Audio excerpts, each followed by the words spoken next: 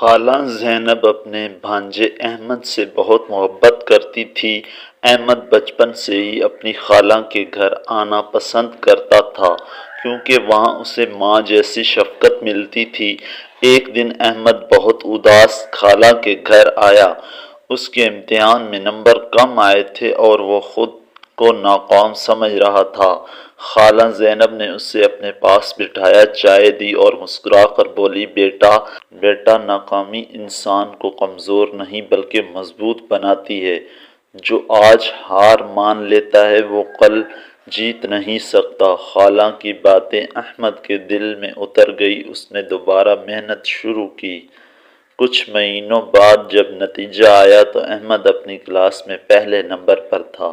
وہ خوشی سے دوڑتا ہوا خالہ کے پاس آیا اور بولا، خالہ اگر مجھے حوصلہ نہ دیتی آپ تو شاید میں کبھی کامیاب نہ ہوتا۔ خالہ زینب کی آنکھوں میں خوشی کے آنسو آ گئے کیونکہ ان کے لیے سب سے بڑی خوشی اپنے بھانجے کو کامیاب دیکھنا تھا۔ کہانی اچھی لگی ہے تو ویڈیو کو لائک کریں اور چینل کو سبسکرائب کریں۔